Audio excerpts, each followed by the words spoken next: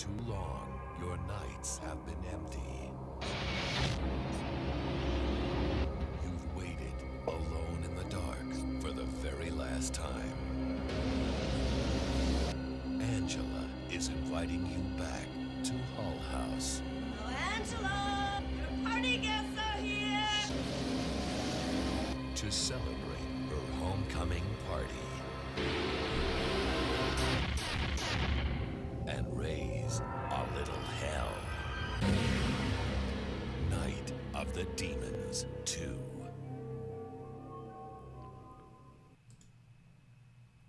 Welcome back to the channel, everyone. Davey Deathray here, and I've got a very special guest for a brand new show here on the channel. Ladies and gentlemen, welcome Mr. Foz Rotten. How's it going, Foz? What's up, everybody? Hell yeah, guys. This is the first episode of Movie Punks. This is going to be a live show that Foz and I put together once a month. That's the goal here. We've already got a few more lined up for you, so we're ready to go. And we're going to kick things off with a bit of a banger here. And this was one that Foz brought to the table. So Foz, I kind of want to hand it off to you. You know, we'll share the co-hosting duties, I guess, whoever's either more passionate or maybe if someone's got a bit of an edge of knowledge. This seems to be a film that you grew up watching and have a lot of love for. And I watched a couple times in preparation for the episode. So why don't you tell the folks in the chat and watching afterwards about your experience with Night of the Demons 2 and why it was a film that we picked this time around. What up, everybody? You don't know me. I'm Foz Rotten. Davey, thank you so much for having me in here. I'm out of the chat and into the stream with you. Absolutely. I've been watching the channel since you started it, dude. It's grown so much. Everything's looking amazing. Thank you for making me part of it. And we're very excited to kick off this first episode of Movie Punks. We were just joking about this, but I'm going to put him on the spot and have him do it with our brand new theme song, y'all. You ready, Davey? You tuned up and ready to go? Yeah, I think, what is it like? Movie Punks! Movie Punks! Movie Punks! Movie Punks! One more Something time. like that. One more time. You do the guitar, I'll do the Movie Punks with you. Okay, cool. Sweet. Okay, so. Movie Punks! There you go. And then we just run that over and over again. Yeah, that's great. And when we do our first ever live stream in front of hundreds and thousands of people, we'll just do that and everybody will scream, Movie Punks! Yeah, at some point we'll be in Hall H out in San Diego doing a live show. Yeah, definitely. Just a few months. Yeah. So, hey, don't make me put you on the spot. I know people who know people at some not Comic-Con top places, but I know some people who know some people, Davey. Hey man, don't threaten me with a good time. Didn't start doing this whole YouTube thing to take it slow and be shy, right? So it's all about getting out there and connecting with people and yeah, sharing stories about movies we like, sharing our personalities ourselves and our really low cut button up shirts. Damn, so I gotta get low cut here.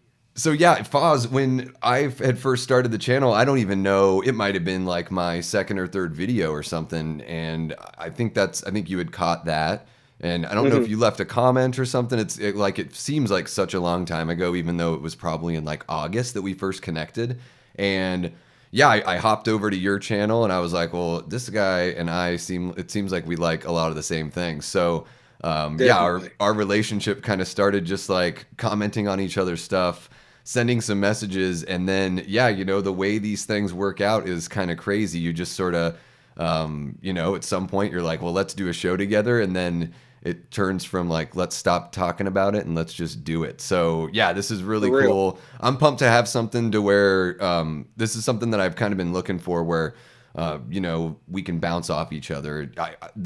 The solo shows are like okay, and I love connecting with folks in the chat, and we'll get to your guys' chats and say what's up here in a sec. But I see it blowing up. Thank you guys. Yeah, absolutely. But you know, being able to do something like this where we can bounce off one another, like I'd said, it's really cool, and I think it'll just get better as we go on. But yeah, let's say what's up to some folks in the chat. We've got Antonis. Thank you for showing up, Antonis. You're in like every stream, man. It's really cool to see that support. Also, Jean Whitacombe. She is amazing as well. She's a rock star. Ashton Luck, great to see you, man. Gavin, Mud Nelson. We've got Gavin in the chat. Alley Girl is in the chat. And yeah, we'll just see how this thing goes as we cook along. I know, Saturdays are busy and all that for everyone, not just in real life, but if you're looking for streams to hop on. So really appreciate you guys spending some time here with us. But yeah, Foz, go ahead, Foz. I was going to say a couple of questions in the chat. Yes, this is the one where a bunch of kids end up going to a funeral parlor. Both 1 and 2 are that for Halloween parties, because part 2 is a lot like part 1. So don't worry, to Antonis, who said they've only seen part 1. Just imagined it, instead of the most 80s Night of the Demons, you just saw the most 90s Night of the Demons too. Yes. And it's the same movie basically, but a little more funny. Wouldn't you say this one has a bit more comedy in it? I think so. I think a little more intentional comedy. I think a big part of that is Brian Trenchard Smith. That's his name, right? The director. He's just got. We're gonna say yeah. I think it is. I think I'm okay with names. I think it's Brian Trenchard. Yeah, Brian Trenchard Smith. He did Leprechaun 3, which Leprechaun 2 is a very difficult film, at least for me to get through. It just like about put me to sleep. I like part 2. I like part 2. I don't know what it was. Like the jokes weren't really working for me. The production design just looked kind of cheap, like a TV show. I feel like in part 3 they sort of like know what kind of movie they're trying to make, and I think Brian brings that to this film too. Like they're not trying to trick you into thinking it's something other than what it is, which is a really silly romp. Maybe the like horniest movie I've ever seen in my life. I mean, obviously, it like almost the very first shot of the film after the little intro with the missionaries that go and visit Angela. You get kind of like a funny Christian missionaries sort of scene at the beginning, but like right after that, it's like these peeping toms with binoculars looking at women take off their clothes across the courtyard. Like, straight Porky's in a Demons movie. Yeah, exactly. And of course these guys are just hanging out with each other in their tighty whities. Like, dude, like we're so straight. Like, let's just, as long as we're looking at the girls, like we can be naked next to each other. It's okay, dude. That's exactly what I was thinking, because I was like, for all the like Revenge of the Nerds Porkies we're looking at these chicks, this was some Nightmare on Elm Street 2 homoerotica going on in their a little bit room. Yeah, and absolutely. I'm like, you know what? I love it. I love all of it. Let's keep this going. It is. So this is one of those movies that, like, as a kid, I should have been watching it as a kid, because that's exactly the kind of horror I wanted. Stuff that wasn't too scary, and you got to see some naked ladies. I mean, not that I think that those things have to be in horror. I totally understand why we've kind of moved away from that in horror, but I do think it still like has its place if it's like properly motivated, if you have like some sort of reason for it, especially like in kind of a slasher, which this is kind of It has a little bit of slasher vibes, even though it is mostly a demonic possession film. But hey, we've got Garrett from Born to Be Rad is in the chat. What's up, bro? We've got big boys. We've got Haru from Japan.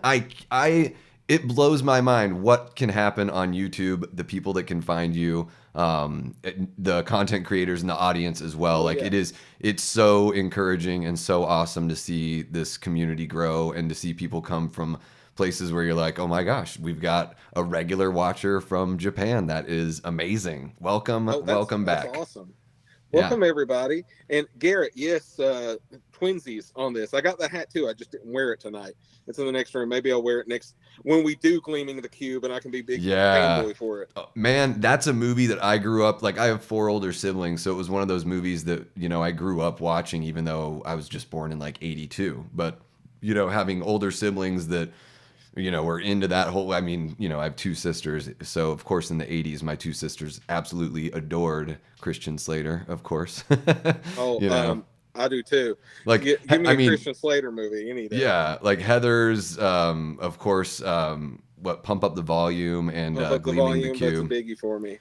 And Gleaming the Cube has this really interesting, like, Vietnamese gang, like very serious kind Yeah. of, you know, B story that works really tightly with the A story. So it's you know, on the surface you think, oh, this movie's just about skateboarding, but man, it's got some like It's really heavy stuff going on too. and it's like yeah, it's got politics in it, it's got murder mystery in it, it's got this uh kind of almost buddy cop story by the end of it. Yeah. It's so weird, but the best parts that everybody always remembers is all the skateboarding stuff and the Pizza Hut truck and everybody. Yeah. Living in the bomb shelter underneath the pool. But yeah, Oh yeah, let's not blow it all here. that's for another episode. Yeah, we'll cover that one on another episode. Yeah, let's see here. Ashton says I haven't seen these movies but still wanted to stop by. Hell yeah, Ashton. Well, thank you for coming by. I wish we could just watch the movie together, but of course that's you know, copyright and all that kind of fun stuff. I want to shout out. Is it Allie? Said Uh-huh. Bed of Roses. Yes, Bed of Roses. I'll put that on every love list.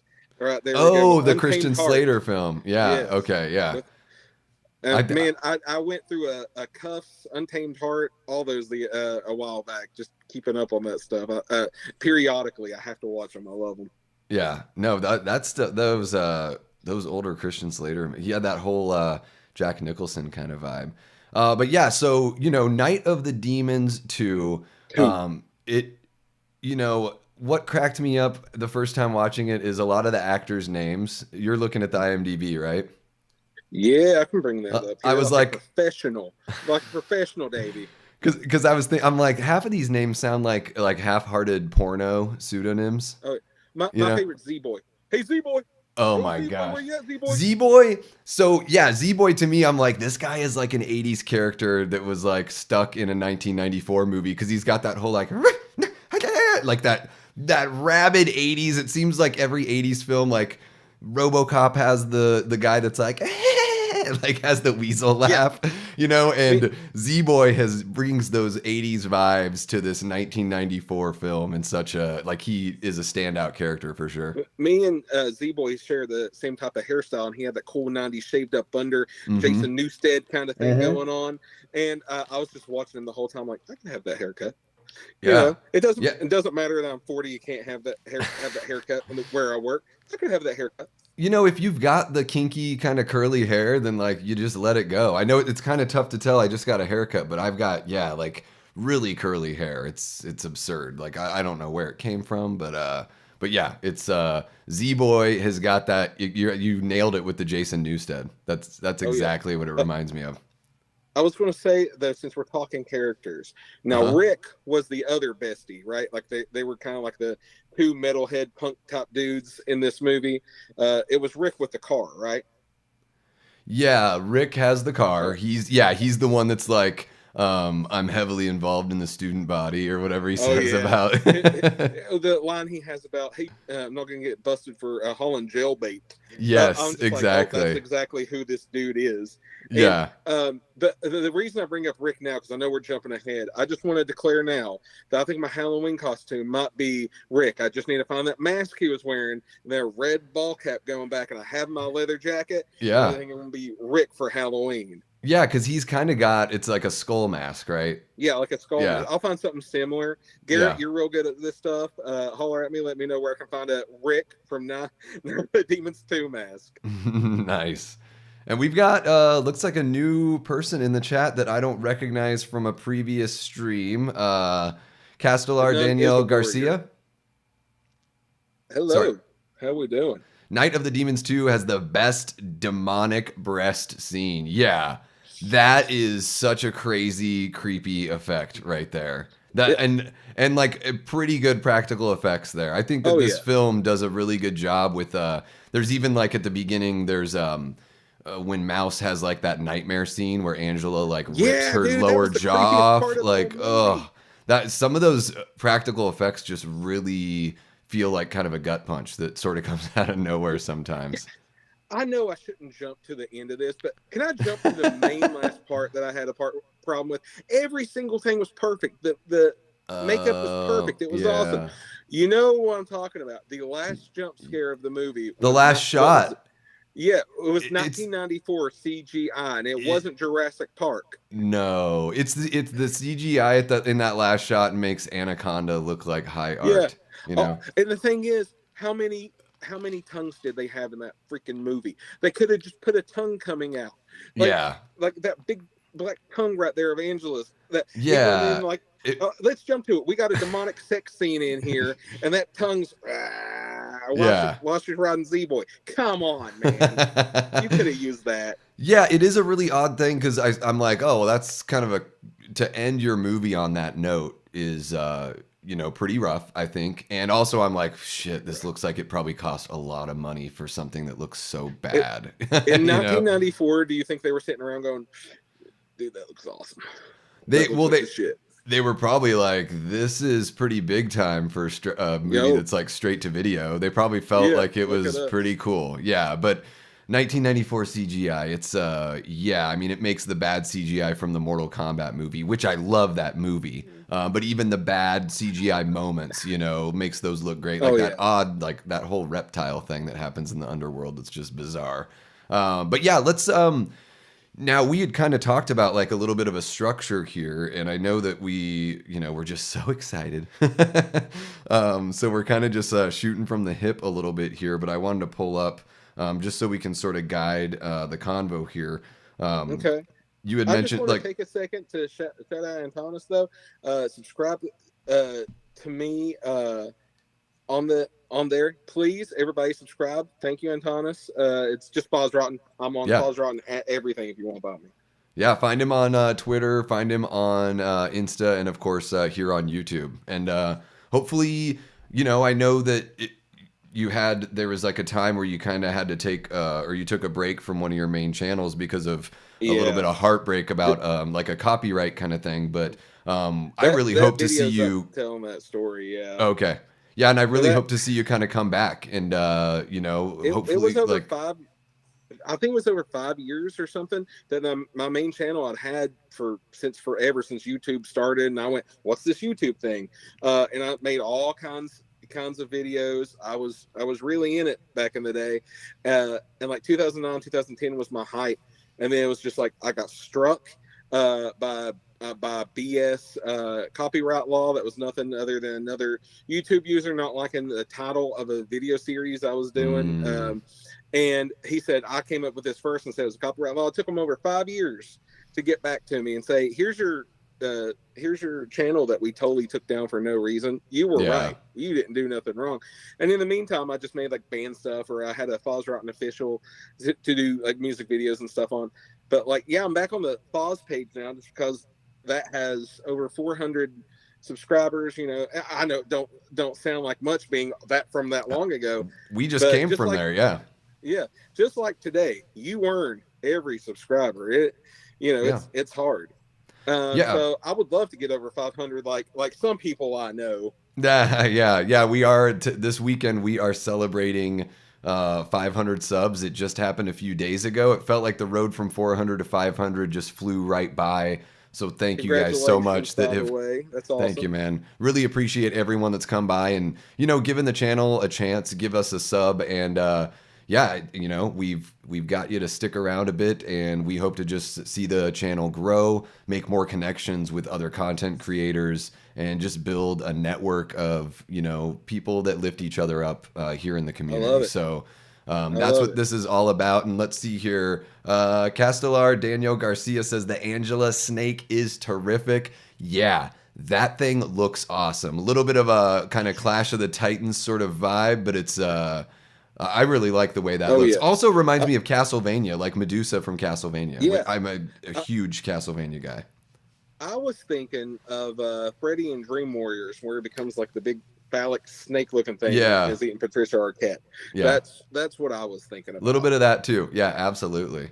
And let's see here. Danielle Garcia also says Mr. Frost horror film with Jeff Goldblum is very good. I haven't heard of that. Is that new? Is that older? I missed out on that one. Now, where was that question? I didn't see that. It's just above Antonis's law. Yeah. Mr. Frost horror film. No, I've not seen that. But I will. I don't know anything about that, but I will jump to what Garrett just said about the Marsha thing. About the Marsha thing, right? Mm-hmm. Yes. Where the actress that played Marsha later on in the Brady Bunch movies was in the back of the car, and Rick was like, all right, shut up, Marsha, or whatever. Yeah. And it was just like, oh, That's yeah, that is what I think I had that somewhere here in the notes. I caught that. And then when I was looking at like the IMDb trivia, they have that in there. Yeah. Christine Taylor, who, man, I grew up, I had a huge crush on her from watching Hey Dude as a kid on Nickelodeon. I loved that show growing up. And so, yeah, this was made, I think, yeah, Garrett, you're right. It was like, I even think she played Marsha. It was like the very next year. It was maybe it was like even the like the year. next movie that she got. And you're right about the craft on there. Is it? I apologize if I mess these name up. Is it Castilleller? I'm from West Virginia, y'all. Castellar, Danielle Garcia. Castellar, Yeah. there we go. I'm sorry, I'm from West Virginia. I can't do names. But no, you're totally right. She was in the craft, almost playing like a role similar to this one in Now the Demons 2. And that would have been after Brady Bunch, right? When they were just like, let's take this girl from I think Party so. Five, let's take this girl. Now, I like the craft a lot. That is a very 90s staple to me. Yeah, that's a good one. It's one of my wife's favorite movies, so we watch it a lot. Hell yeah. Yeah, and it's I remember that one being a big one when it came out. And then yeah, I mean those Brady Bunch movies are really funny. I think the second one might even be better. That's the Hawaiian one, right? Yeah, they're both really damn good. And she is really charming here. She's not like the total bitchy girl. That's like the other woman. I'm totally blanking on her name right now. The Angela Jr. Yeah, it's not. Let's see here. I thought I had it. Yeah, she's kind of like the bitchier girl and the one that sort of brings them to Whole House. Nemesis. Yes. Yeah. And Christine Taylor's kind of like almost like that, but a little bit sweeter. You know. BB's the nice one. And let me ask you about this. This might be weird to say in a touchy subject, but I just got to ask. We were talking about the demonic breasts earlier, right? And you were talking about boob shots earlier. Did you notice they did a weird thing where it's like BB is the really nice, good girl. And you would think that she wouldn't show breasts. Because she had like the main showing breast scene. And then like, the bad girls, quote unquote, really didn't. Because even with the main Angela Jr., even with the demonic scene, you still don't really see her real breast. Yeah, because it's a practical effect. Yeah. When I say it's weird to talk about, I'm a grown man sitting here talking about breasts from the 90s, but it's a good point. Yeah, that's weird. I know what you're saying, because usually you would assume in a movie like this that, especially the character that's, I feel so terrible that I can't think of her name, but she's very loose. She's making out with Z-Boy and with Rick. In front of each other, so she's not trying to be sneaky about it. She also is earlier before that. She's making out with one of the peeping toms, and she basically. Linda? I don't think it's Linda. She's got a little bit of a longer name, but maybe I could be wrong. Let us know in the chat. Linda? I don't know, but Sister Garcia is the main woman, anyways. Sister Gloria, yeah, Sister Gloria. What'd I say? Garcia. But it's because we've got Danielle Garcia in the chat. Yeah. No, she's great.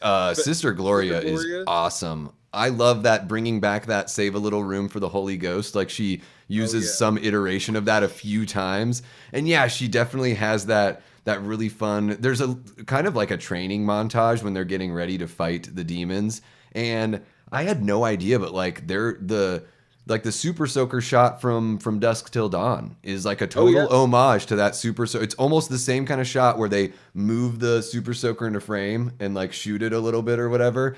And so when I'm watching this movie, I'm like, it's kind of blowing my mind that it seems to be pretty influential, because not only that, but when the worm finally comes out of the lipstick and crawls up the bad girl's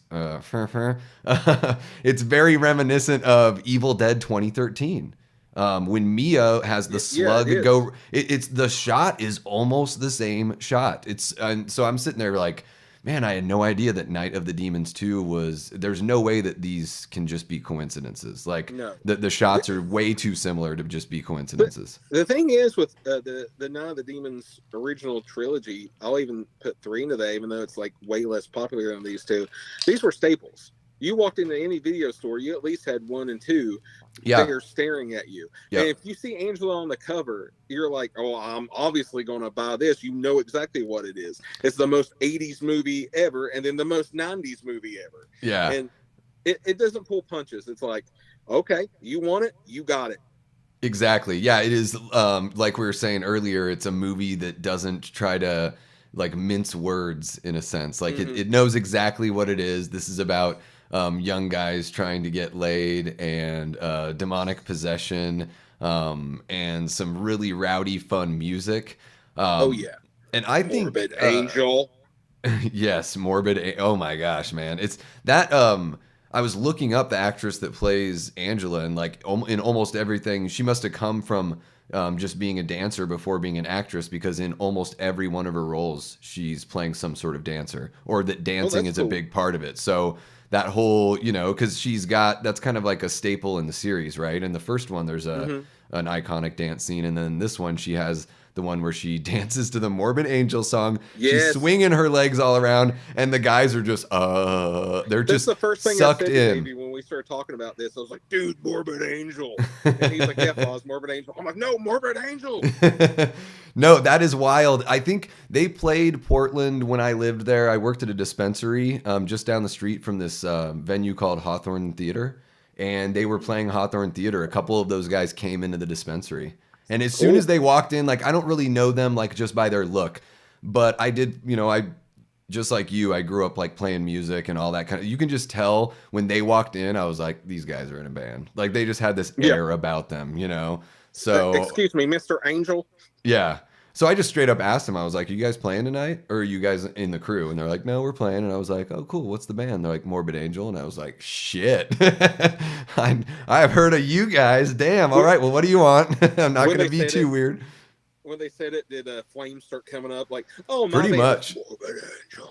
Yeah, and I think Morbid Angel, it's such a great metal band name. And then you see this, I don't know if they were the first ones to do it, but it's this great metal trope where you take something that's like holy and then something that's like evil and just put them together, or like some sort. So there's Morbid Angel. Maybe this is a little bit different, but like Dying Fetus. There's just all these names where you're just like, oh, this is, like, I'm trying to think of another one, but I can't think of it right now, but maybe it'll come to me later. But hey, real quick, we've got Matt Facci in the chat. What's happening, up, dude? Matt? Thanks for coming in, man. Hell yeah. And Foz is just getting the love. I think that's been one of my favorite parts about putting this together with you, Foz, because I just got to know you through our interactions once I started the channel. But then to see all these great creators and just people in the community that are... really pumped to see you come back, and see you doing something new. Thank you, everybody, for coming out. I'm sorry I've been aggravating everybody on my Instagram. I'm not sorry. Yeah, no, I feel like such a jerk, and I think Instagram hates me too. They're like, hey, Davey, we like the cat pictures, but can you stop sharing every thumbnail? And hopefully, like the channel at some point, gains enough momentum to where, I don't need to be posting every single thumbnail, but I just want to get the word out there to everyone that follows me that like, Davey, we're doing it. Maybe what you got to do is you got to get the cat picture and like just make a little video of it. And I'm like, oh, it's the cat. And so then here's your thing right here with some punk music behind it. And you're like, I got God. Davey got me again. Yeah, and then the snake, then the CG snake. Then the CG snake. Yeah. You know what? They'll be like, that cat was cute. It was. Yeah, they're like, it was worth it. Yeah, I do need to get better about posting about real life things on Instagram, but sometimes you just get so busy with work, and I like to live life as much as I can and not worry about necessarily like documenting it. There was a time in my life where I was like really into, I got to get a picture of this, picture of that, and now I've kind of gone back to like, man, I just sort of want to live like it was in the 90s to a certain degree, where it's like, of course, sharing, milestones and stuff like that. But yeah, I kind of just see it as a way to share what's going on with the channel. So I'm definitely utilizing it in that way for sure. Barbara Crampton is remaking Tourist Trap, is what Castellar Danielle Garcia says. Really? Nice. I'll watch that. I'll watch anything with Barbara Crampton in it. I really will. She's great. Yeah, she is. If I have like an actress crush, it's Barbara Crampton. I mean, her and Judy Aronson from Friday the 13th, the final chapter. Happy 40th anniversary to one of the greatest, most iconic, quintessential slashers of all time. I think even though I love Jason Lives more than the final chapter, I think this is arguably technically a better film, although I just happen to enjoy Jason Lives more. But yeah, Barbara Crampton, I got to meet her a few months ago. I was a nervous wreck, Foz. I was an absolute nervous wreck. She was really sweet though, so got a picture with her and got a signature from her. I kind of like laid my head on her shoulder, and she was like, "Whoa there." When I met Elvira. You met Elvis? Yeah. Dude, where does he live? Come on, is he in West Virginia? Hell with Angela Davey. But no, when I met Elvira as that horror hound, it was one of those photo ops where you pay out the wazoo for it, sure. And then you got 1 second with her. It's Yeah. me and my buddy Zach, and we run up there, and they're like, "Okay," and she's in her full Elvira garb, and it was being held as like the last time she'll ever wear it. It was years ago. She's still wearing it, and like we instantly run over there, and like automatically we both put like our hands on her back for a quick second, and at the same time we were both like, Is this okay? We kind of made eye contact, like me and Zach were like, "Is this okay?"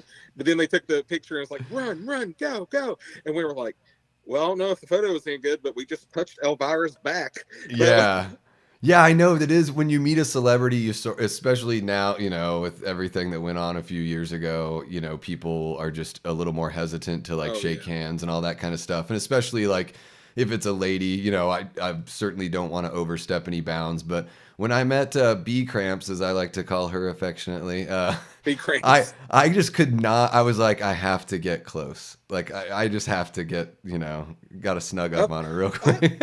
I've met a lot of people, and a lot of people were really cool. All the Star Trek people I've met are really cool. People don't know I'm a big Trekkie. Have a Star Trek theme punk band called Boldly Go and everything. So it's like horror, punk rock, Star Trek. That's me. But the coolest person I ever met was years ago. Was Michael Berryman from The Hills Have Eyes. And this dude charged $10 for an autograph, $0 for a selfie, and he would just talk to you. And like, I know that this was years ago, back in my days, but I still hold that as the best interaction I ever had with anybody. I've met, like I said, Elvira, I've met John Carpenter, I've met Corey Feldman, I've met a lot of people that are like super big that you'd be like, "Oh, that was the coolest thing I ever did." No, Michael Berryman from Weird Science, Hills Have Eyes, Motley Crue videos. He's hilarious. Dude right that moment, the moment that he has in Weird Science where he's like, "I'm sorry, I apologize," like that. That's like really, really funny. Teaching career. And, yeah. Please don't tell anyone. I enjoy that guy, and I've heard that about him too. That he's like one of the sweetest guys. Nicest dude. Have you met anyone from Night of the Demons 2? No. No. I got Kevin Tenney, the writer and director of the original, on my Facebook. Hi, Kevin. That's amazing. Hell yeah. I've never gotten to meet him. He's a real nice guy. I've talked to him a couple times online doing stuff. He's done some like live streams with Dead Pit before. You get he's just a real cool dude. Him and his brother.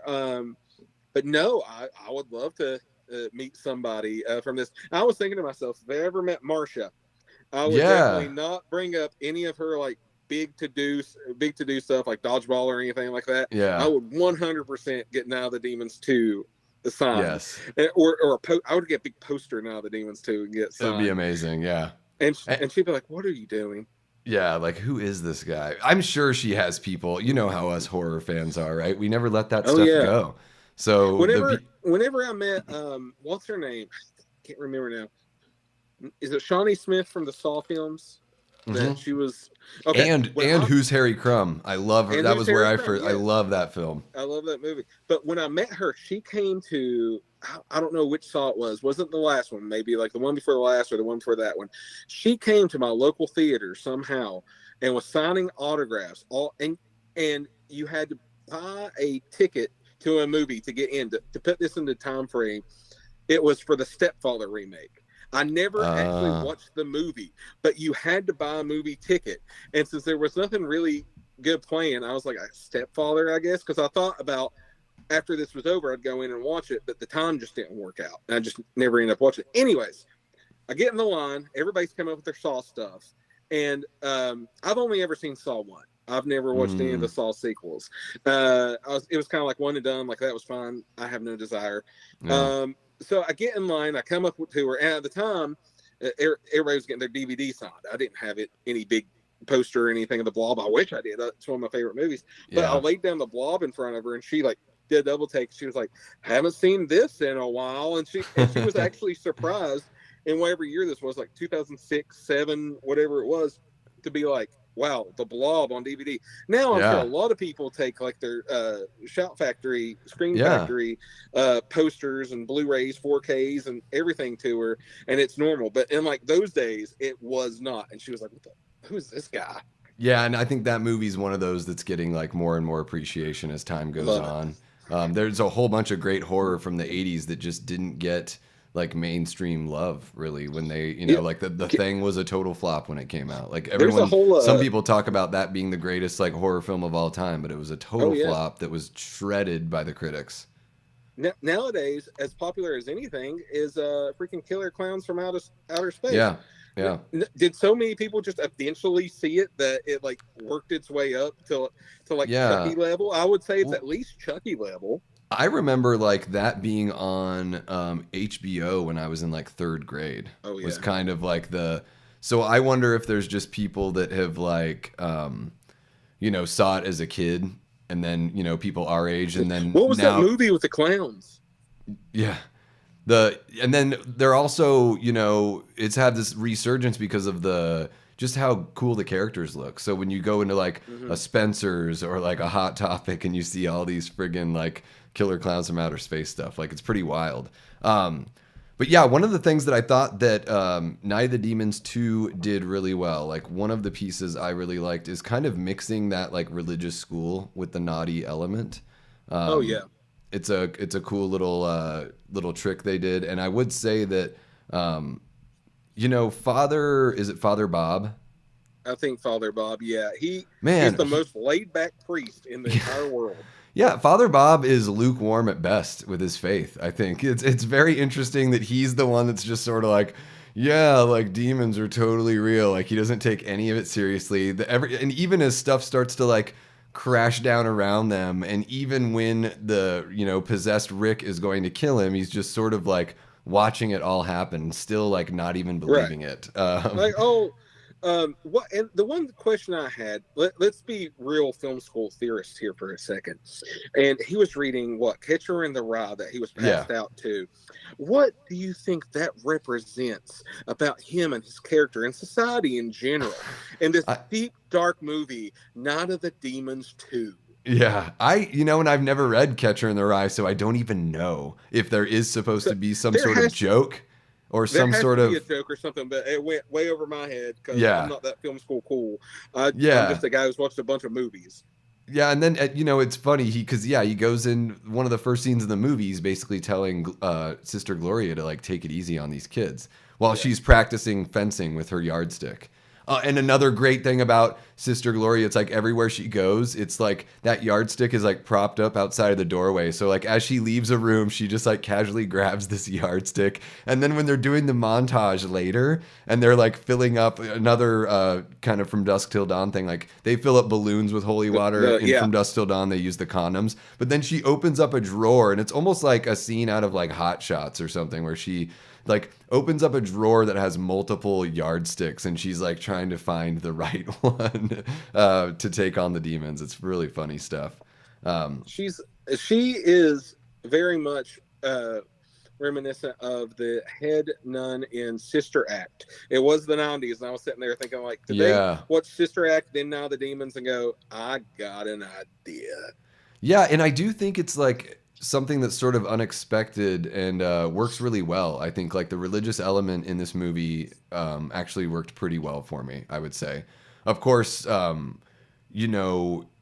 movie doesn't take itself too seriously, like we've said. So you're not going to go in, you're not going to find a horror movie that's going to like legitimately scare you. But this is a really fun-loving movie. Brian Trenchard Smith, I think what he did here, he kind of carried over when he did Leprechaun 3, Oh yeah, where the characters are really charming and everything's tongue in cheek. It's a little schlocky and a little sleazy, but I love it though. kind Give of me like the with a schlock, wink. baby. Give me the schlock. Absolutely, absolutely. And On the let's Blu-ray, I was going to say, if you haven't watched it, there's a really cool scene, or a really cool like behind the or whatever. It's a featurette of yeah. him and Kevin Tenney interviewing each other. Like they're just talking about, in retrospect, about the movies. Oh, killer. And that was really cool to see. Yeah, that's awesome. Hey, Gene, thank you so much for dropping by. Hope you have a great rest of your night as well, miss. Take care. Let's see here. Castellar Danielle Garcia says, Night of the Demons 2 kills a character that should have lived even though he summoned Angela. Yeah, let's talk about Perry. That's his name, right? The nerdy kid. Now, here's the thing about Perry. I was trying to place him, and I think I finally got it without looking at IMDb. Was he not the best friend on Parker Lewis Can't Lose in the leather jacket and like the greased back hair? And he also starred in The Day My Parents Ran Away, where he was a rock and roll crazy rebel out of control, and his parents left him the house, and he had to grow up quick, just like in Don't Tell Mom Babysitter's Dead. Okay. I think that's that guy, but I haven't checked. I haven't heard of that second movie you mentioned, but I remember Parker Lewis Can't Lose. Remember that? He I think he was the best friend on Parker Lewis Can't Lose. And yep. And he was the little shit hen in fucking Tremors, Melvin. Okay. Bounce on the ball. I love Tremors. We'll have to cover that on the show sometime for sure. And so let's see here. Castellar Danielle Garcia says, love Night of the Creeps, The Monster Squad, and House Part 1 with Will Catt. And we can't forget House Part 2, y'all. Now that's a good one too. The second story. Second story. Monster Squad is one of my favorite, I would say I would probably pick Monster Squad over Goonies. I'm one of those guys. Don't get me wrong, I think Goonies is great, but if I have to pick between something that has a horror element, and has I think maybe even more heart, in the Monster Squad, I think for sure. And I love those. Was it Stan Winston or Rick Baker that did those all those creature effects to bring back those Universal monsters? They look amazing. You're putting me on the spot, but I think it's one of those guys. I'm probably wrong, Internet. I know I'm wrong about everything. It's a 50-50. Toss that coin. And I just liked all their fake names. They're like the Kmart versions of everybody. Like you couldn't say Creature from the Black Lagoon. What was he? Just Creature or something. Probably like Creature. That. Yeah, all the generic names. But you know what? I love the look of all of them. It was super great. Yeah, they're great. But man, the 80s is my sweet spot. We could talk about 80s movies strictly. This could be a strictly 80s podcast, but we're starting off with a 90s movie. Yeah. 30th anniversary of Night of the Demons 2. Don't forget about it. A little sequel that still brings some of that Evil Dead kind of vibe into this as well. Especially when the kids first show up at Hull House.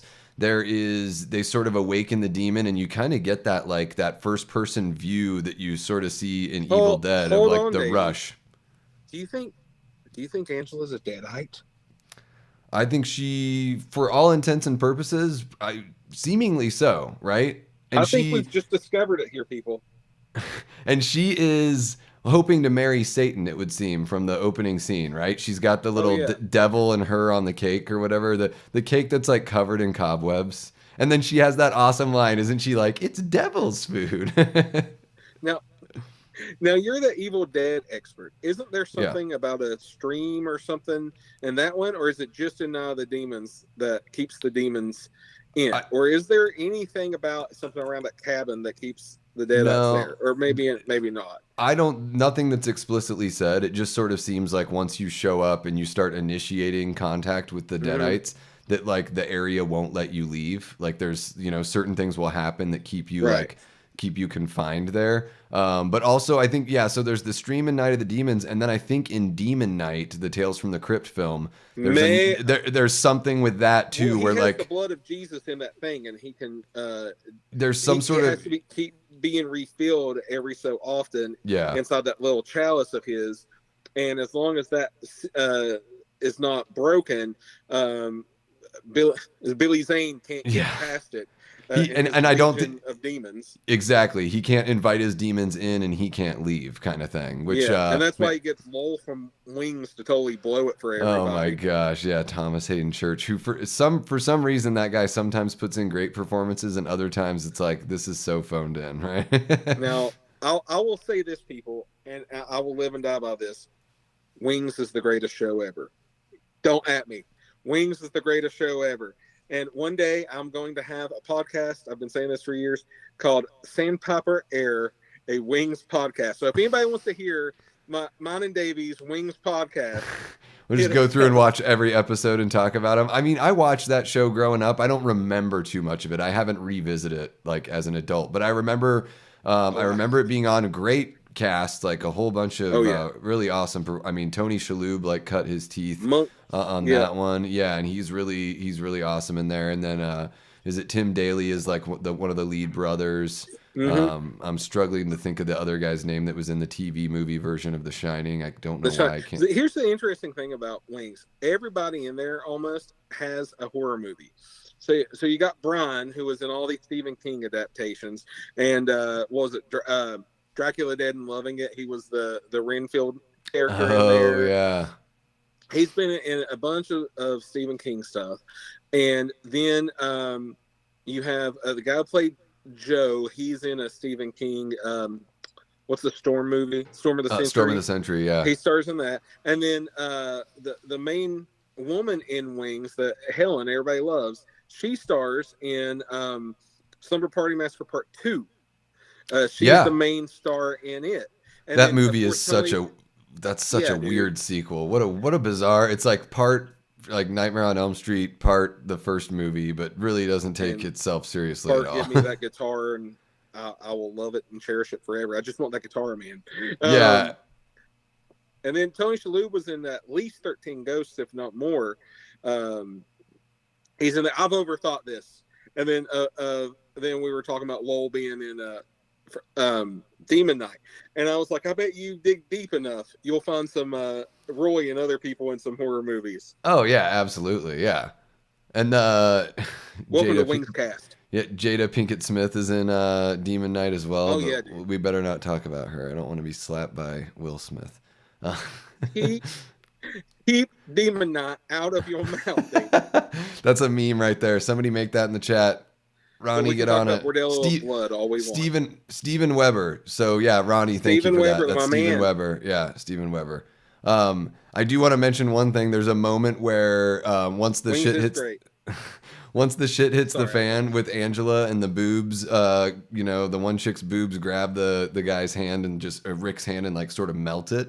There is somebody says get to the chapel, and I immediately said to myself, get to the chopper. Like like get to the chapel, get to the chopper. I was like, oh, this is great. And then it's sort of a little reminiscent of something like Return of the Living Dead, that like set, that church set is almost like, or The Fog. Like it's almost like Hollywood has this idea that every like chapel or church is just this almost like a little box that only fits like 30 people, and it's funny you mentioned the Return of the Living Dead connection. Every time I went to post something on Instagram about this, I always want to do that 45 Grave song at party time. Do you want to party?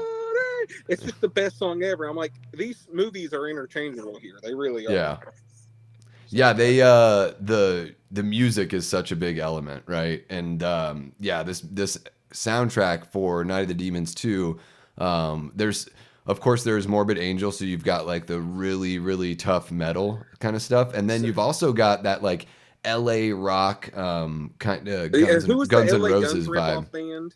Yeah, the Guns N' Roses, LA Guns, Faster Pussycat Band. Like, who was that we put on our actual promo thing on there, and they had that song. Who was that? Street something? James Street? Yeah, something like that. Let me look it up. I'll grab it here. I was like, not Skid Row. Who are you? No, yeah. There is that kind of sound. Jones Street, Dancing with the Jones Devil. Street.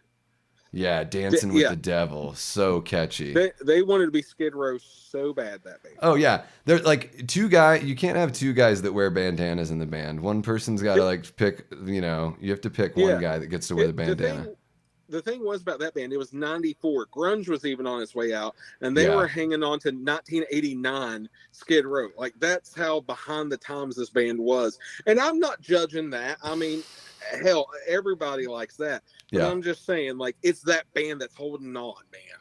Yeah, absolutely. But for some reason, I think it works in this film. I think this film just kind of has that rock and roll kind of vibe, and yeah, really, I watched it twice in preparation because I wanted to just like, watch it once, jot down some notes, and then be able to sort of like revisit it, and not have to worry about putting any notes, just sort of like soak it in, after putting everything together here.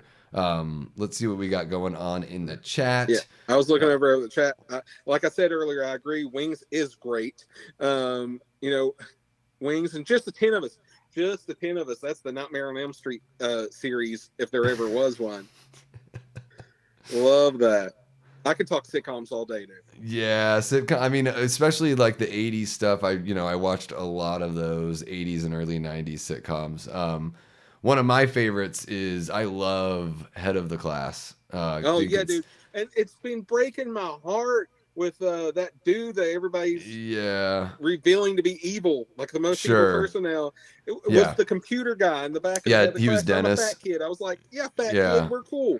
No, I don't want to be connected with him no more. It's too bad because like I try to do my best at like separating the art from the artist and all that kind of stuff. Mm-hmm. And at least in that show, it's like it's a huge ensemble of a show. Oh, definitely. So he's I mean, I guess you can say he's one of the main players, but it's like everyone's kind of a main player. Maybe there's like certain episodes where they might focus a little bit more on Dennis, but yeah, he's. If you guys haven't seen Head of the Class, the premise is great because it's a whole bunch of different kinds of kids that are all extremely gifted intelligence-wise. Even though one of them's like a greaser and one of them's like the preppy guy, all sorts of different looking people and different like kinds of kids. Yeah, the teacher that comes in is a little bit more about like let's help you discover who you are, and through that you'll still learn what we're trying to teach you here. So and I'll learn some valuable lessons from Head of the Class. Oh my gosh, I love Head of the Class, and I'm a huge a Little Shop of Horrors fan, and they do like a 2-part episode where they do that musical. Hey, what's happening, Vanderhoff 66FU? Welcome to the chat. We are talking Night of the Demons 2 30th anniversary here with my guy Foz Rawin. First episode of these things being dropped here. Werewolf TV series, yes. Tales from the Dark Side, yes. Devil's Advocate, yes. I mean, there's some great episodes. Yeah.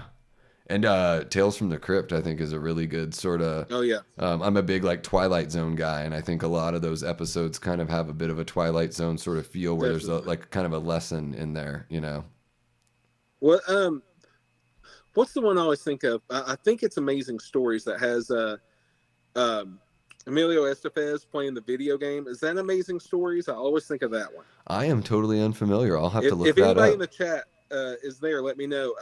I guess they watched Repo Man or something and was like, let's stick and playing video games because it's like kind of like punk rock Emilio Estevez playing video games, and that's always been burned in my head with these TV shows. Yeah. Well, and speaking of Repo Man, that's on our slate of shows, guys. So one thing I want to do. You said it. One thing we want to do here on the show is, of course, like we're going to look out for things like this, like big anniversaries that are coming up. So that's going to dictate some of the films that we cover. And of course, like the time of year. What was it? Oh, they said with okay, man. I think that's Castle, the show. Are you just he's this wealth of knowledge here, or just really quick on the IMDb, huh? Really quick. Yeah. But another thing we'd like to do for certain episodes is maybe like put a poll out there and have you guys help us pick what you want to see. So the idea here is, of course, to cover movies that kind of have a bit of like a punky sort of edge in some way or another. So That's what we were talking about. Like, really, movies that could be defined as, man, that movie is so fucking punk, or actual punk rock movies. Like, literally, yeah. I don't know if we've publicly announced. I know if you looked on the channel, you could see it. But next week or next month's movie, it's one of the most punk rock movies ever made. But I wouldn't call it a punk movie. Sure, yeah. So that's all up to you. And I was joking with Davey that, like, for each episode we could be like, how many punk points, how many DIY points are they? Yeah. we could kind of do like a counter to like each punk rock song that gets played, or so for next month, it is the 45th anniversary of Dawn of the Dead. Technically it was released, I think, in Italy in 1978. Dawn of the Dead, we just announced to people. Dawn of the Dead. After the night is the dawn. And so, yeah, it had like a trickle release in the States. So I think like sometime in, it's like late March or early April when it debuted in Pittsburgh. But we are going to air the episode. We're going to go live on May 11th. That is the day that the film came out to Hollywood. So I kind of considered that like the national release, as it were. So yeah, we're going to take a look at Dawn of the Dead, and that could be kind of fun. Like, you have the bikers, so each leather jacket like gets a point or something like that. Oh yeah, Tom Savini, 5 points for Tom Savini. Yeah, and that one will be really fun to talk about because there's so much to say. So we'll save it for a few weeks here down the road. But really excited to talk about that one with you guys. Share off my box set. I have that. It came out in like 2004. That DVD 4-disc box set. I always wanted, but never got it. Yeah. So we'll take another look at that. DivMax DVD. I watched the remake the other day because it's on its like 20-year anniversary, and we'd been talking about Dawn of the Dead, and I saw where it's on its 20th anniversary. I was like, I need to watch that because I gotta wait to watch the regular Dawn of the Dead now. Yeah. So I watched, and dude, that movie held up too. I'll talk about more on that. Yeah, episode, but that movie really holds up. Yeah, I was very scared when they announced that they were doing a remake of one of the greatest horror films of all time. And it turned out to be one of the better remakes. Yeah, luckily Zack Snyder made it his own while still keeping like the spirit and the setup of Romero's classic. So yeah, we'll cover that here next month. Now scooting over back to Night of the Demons 2. The vocal effect that they use for like Angela's demon voice, pretty much for all the demon. Well, I think there is a man, like a voice actor, that does Angela's voice once she turns. And where's he at the cons? That's what I want to know. He's got to be out there, right? If he's still above ground, he's got to be out there. And that vocal effect sounds exactly like the Evil Dead effect. All they did was copy that whole like join us kind of thing. I'm telling you, Davey, we already figured this out. It's Deadites, man. Pretty much. This is evil, not of the demons dead. Yeah. That's exactly what it is. It's like rock and roll Deadite. I mean, that image. Rock and roll Deadite. I love it. That's I think, by the way, you had mentioned it, and perfect. You had mentioned it, and then I think Ronnie said something about like seeing it in the in the video store when we were younger, and yeah, that image of Angela like almost like licking that skull lollipop is just, it is burned in back in the days where you would go to a mom and pop video store. I would walk through the horror aisle, and things like Dolls, like the cover of Dolls would scare me, or even like the cover of Ghoulies would scare me. And then of course there's Night of the Demons. Yeah. Now I gotta say this. I do not like Now the Demons 2 better than Now the Demons. Shocker, I know, but I love it anyways. But I'll tell you what is better. Ghoulies 2 is way better than Ghoulies. Okay. While we're on the subject, I'll even throw Critters 2 out there. I like Critters a lot, but I feel Critters 2 is way better. Okay. But Ghoulies 2, I'll live and die on that hill. That's the Ghoulies movie. Okay. I have never seen any of those, so maybe I need to cover them on my finally watched it series. We have to do Critters 2 here because I know it's technically not punk rock, but Wasp. We've been talking about Morbid Angel in this movie. Yeah. Wasp has a whole music video and is on the soundtrack for Ghoulies 2, and it's like the coolest fucking movie. Okay. Dude, we got to do Ghoulies 2. All right. I need to catch up, and then we can definitely, let's take a look at that. That might be a good one for right around spooky season. So we'll see about getting that for you guys. Oh yeah, dude. And one thing, I'm just looking at my notes here, making sure I'm not forgetting to mention stuff. How in the hell did Sister Gloria like pull a Ninja Turtle and like tuck her head? Like what Yeah. like I'm the first time I'm watching it, to me it just looks like her head straight gets cut off, and then she Because just it does. Look at it, dude. It falls. It goes. so what the hell happened? Because not saying that the Magic happens. movie is grounded, but like Sister Gloria doesn't really do anything supernatural like herself. So it was He's a one of those. superhero. Is it like it's divine intervention? Is that what's going on? And how come? And did divine intervention not help Father Bob because he's lukewarm? Do you not remember in Ernest Goes to Camp when he can't be shot because he's pure of heart, and he's just like, that's the same thing, dude. You can't have your head chopped off if you're pure of heart. And one would Okay. it's that simple. And you can tuck it in like a turtle. Yes, It's like that obviously. shot. It's like the shot from Teenage Mutant Ninja Turtles where is it Michelangelo that tucks his head in the first film? I love being a turtle shot. Yeah.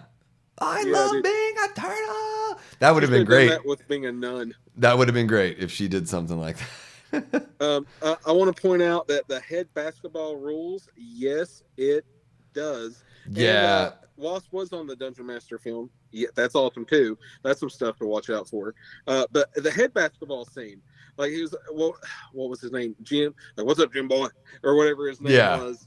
Yeah, dude. and that's the part of that film where I was like, this performer finally gets to like let go a little bit because he's playing the human character is a little more subdued. It's really cool to see him just be completely silly playing the head basketball. Do you notice something about him? He almost has sex twice and gets denied both times for one reason or another. Yeah. And then he's like the first one of the crew to get his head chopped off or whatever.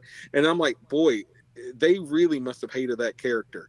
Like he was crude, rude. He was the main like pervy dude. And they're like, we're just gonna get rid of him. They had some fun with him.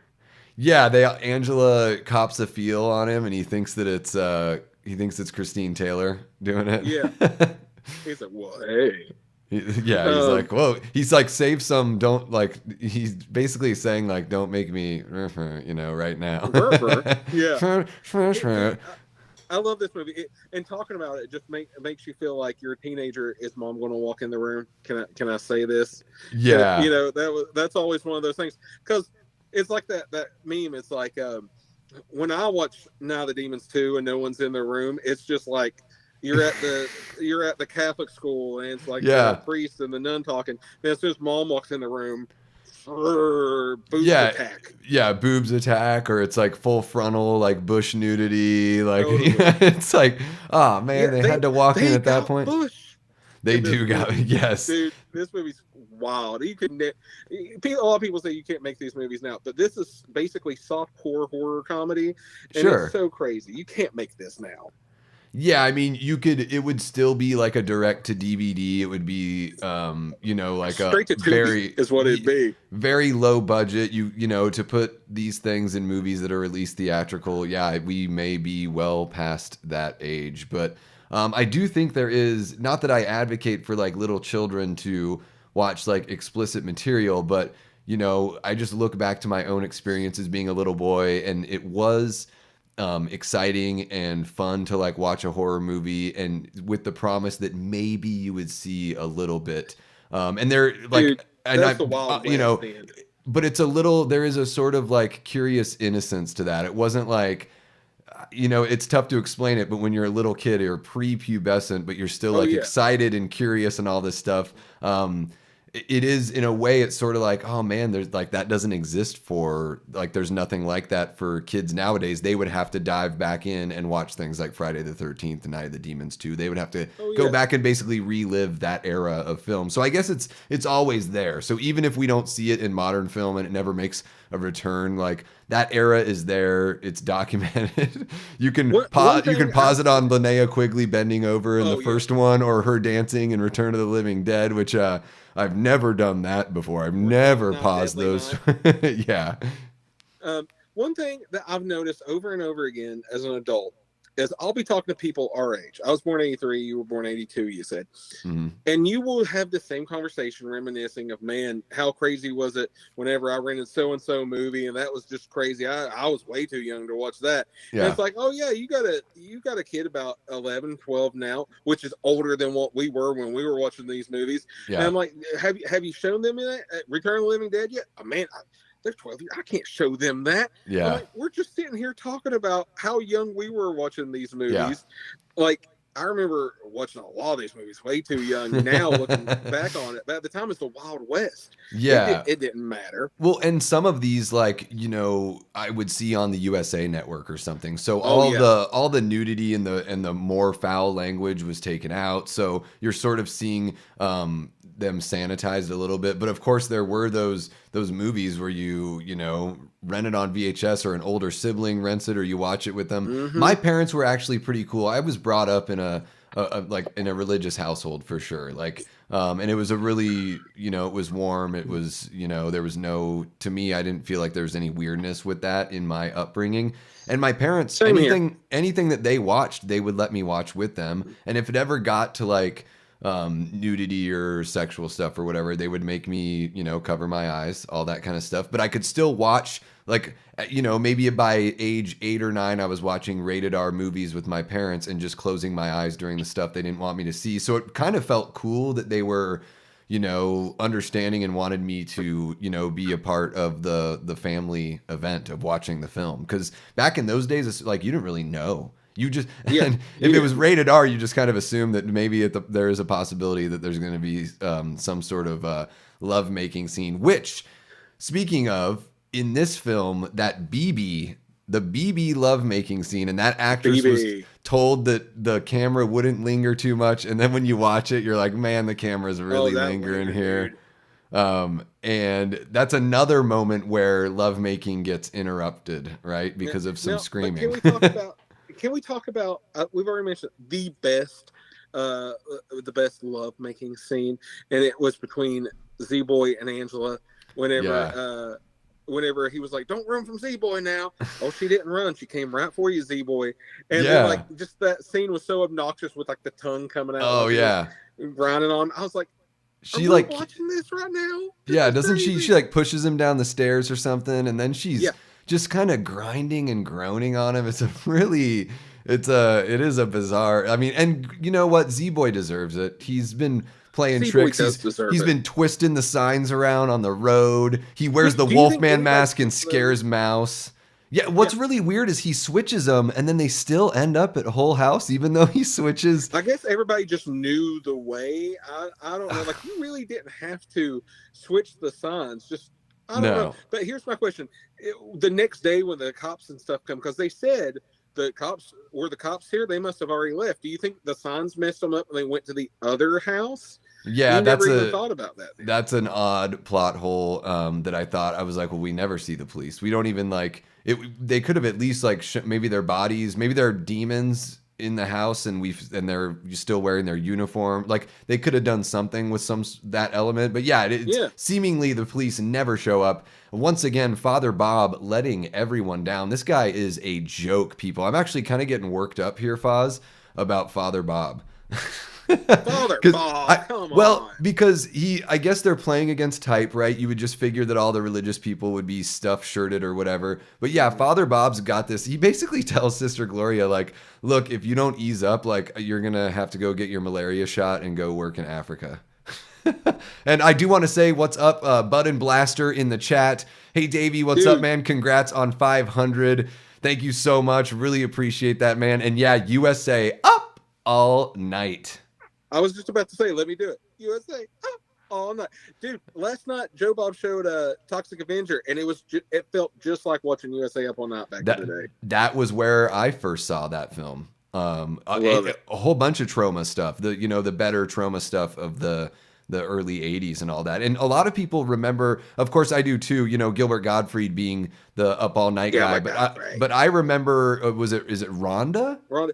I think, if I remember it correctly, Gilbert did Fridays and she did Saturdays. Okay, because I loved Rhonda, and she would have Linnea Quigley would come in and they would Oh, do yeah. stuff together. They would literally like go into convenience stores and stuff like that in LA. Like that would be a fun episode for movie punks, but we cover like those shows that The USA celebrated Up a All lot of Night? these Yeah, movies dude. because they have a all very that's on rock and YouTube. roll.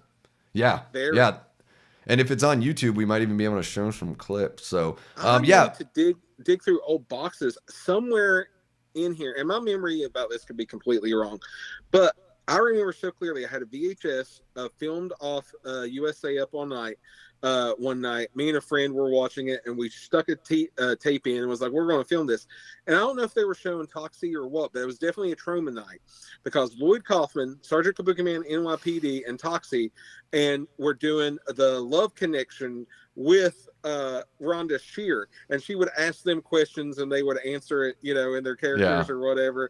And I have that on a tape somewhere. I would love to find that and put it on YouTube. Let's do it. Let's watch it on the show. Speaking of your collection, you've got some Night of the Demons too, and really just the franchise, some physical media that you can show off, right? Do you have that handy? Can we take a look at it? Yeah. Okay. So this is going to take a moment to get through all this. So I'd already boxed up my regular Night of the Demons 1 and 2 DVDs that I've had forever. My Night of the Demons Scream Factory Blu-ray I've boxed up also because I have a box set, y'all. Thanks to Garrett from Born to Be Rad, I won this. And what this is a custom-made Night of the Demons box set with not only the original brand new 4K from Scream Factory, not only Homecoming Queen tonight, Angela and Now the Demons 2 right there, but also Now the Demons 3. And you're saying, Foz, there's only 3 Now the Demons. What is this 4th one? Buddy, when I tell you to complete this box set, I had to spend some money. Not only did I have to buy all the new Scream Factories. Yeah, I won the box set from Garrett. I don't even know if I told Garrett this story. I won this box set from him, but I only had the Night of the Demons 4K release and then like the DVDs and stuff like I was just talking about. So I had to buy the Night of the Demons 2 and 3 Blu-rays. And this was all costly. These are all over like $30 each, right? But then you're dedicated. There's a spot for the Night of the Demons remake with my dude Edward Furlong in there. And I thought I had this on DVD. Turns out it didn't. I watched it when it came out. Never really thought about it much after that. Because it's okay. Let's be honest. It's okay. It's not terrible. But you don't spend over $50 on the Blu-ray of the Night of the Demons remake.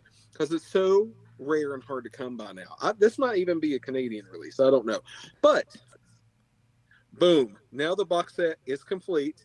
Thanks to Garrett for making me spend like $100 on this thing. It's beautiful. That is Thank an you. awesome box. Yeah, that is. And if Garrett's still in here, can he give the name of the people, or in the comments if he comes back, leave the name of the company that did this? I just can't remember right now. I follow them on Facebook. They make a lot of slip cases. They make a lot of box sets. This is gorgeous. Yeah, But yeah. baby, Let's figure out more. We'll put that link in the description once we get where you can grab that. Yeah, Definitely. for sure. I'll get that to you. Yeah, But go ahead. Davey, wait, there's more. So I told you I had Now the Demons 2 and Now the Demons 1, right? You're like, where was your Now the Demons 3? It was hard to come by. So back in my prime YouTubing days, like we talked about earlier, I traded with a gentleman from Germany. I sent him it was the Watchmen, some sort of big package box he couldn't get and he wanted. And in exchange, he got me the Night of the Demons trilogy box set, which this never existed in the US. You can never find the trilogy together.